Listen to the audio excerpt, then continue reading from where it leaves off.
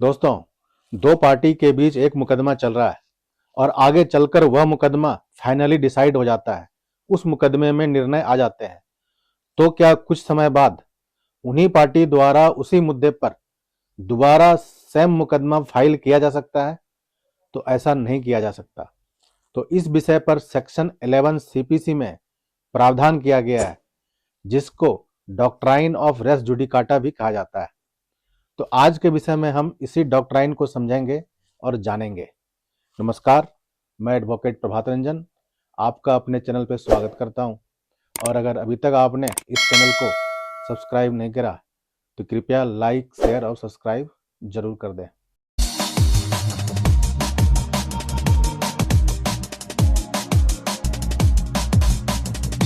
तो doctrine of res judicata इस सिद्धांत पर आधारित है कि अगर कोई मुद्दा या कोई इशू किसी मुकदमे में फाइनली डिसाइड हो जाता है, यानी कि उस पर निर्णय आ जाते हैं, तो उस इशू को या फिर उस मुद्दे को दोबारा किसी दूसरे मुकदमे में सेम पार्टी द्वारा नहीं उठाया जा सकता।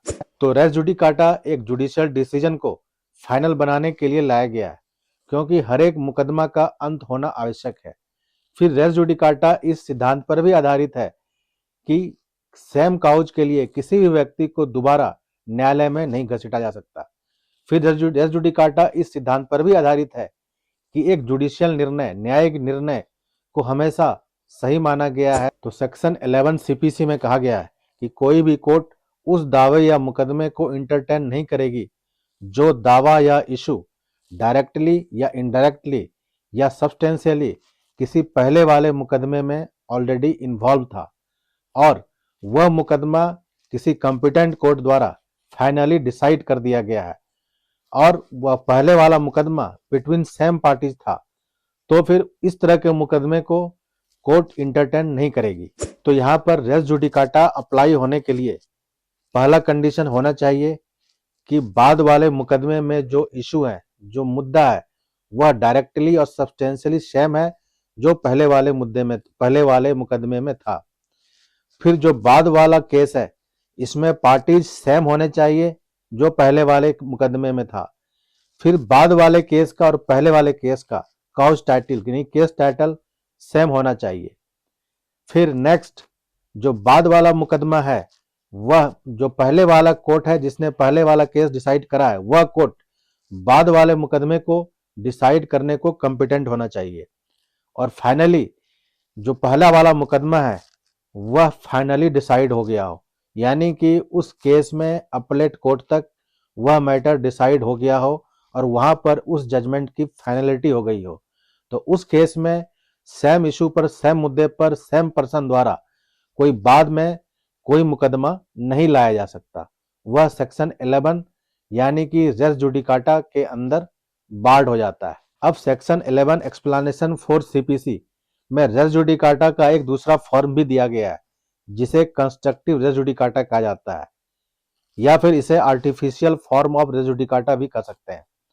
तो यहां पर ही कहा गया है एक्सप्लेनेशन 4 में कि अगर किसी भी प्ली या ग्राउंड जो पहले वाले दावे या मुकदमे में ली जा सकती थी, लेकिन अगर वहां पर नहीं ली गई, तो फिर बाद वाले मुकदमे में वह पार्टी उस दावे या उस ग्राउंड को, उस प्ली को नहीं ले सकती।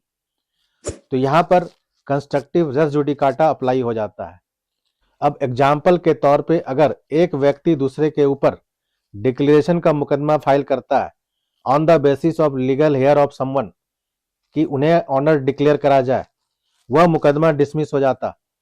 फिर अगर वही व्यक्ति उसी व्यक्ति के अगेंस्ट दूसरा मुकदमा फाइल करता है डिक्लेरेशन का on the basis of adverse position, तो वह मुकदमा बार्ड हो जाएगा कंस्ट्रक्टिव रेस जुडिकाटा में, क्योंकि यह ग्राउंड या यह प्ली उसे पहले वाले मुकदमे में अवेलेबल था जो कि उसने नहीं लिया।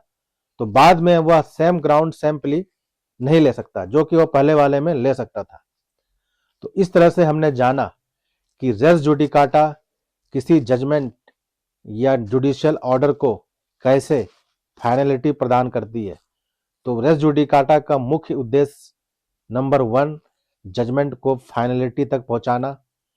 सेकेंडली, किसी भी पर्सन को दोबारा सेम काउज के लिए न्यायालय में ना घसीटा जाना। और तीसरा, एक एक मुकदमे का अंत होना। तो इन कारणों से रेस जुडिकाटा लाया गया है। तो आज के वीडियो में इतना ही। धन्यवाद।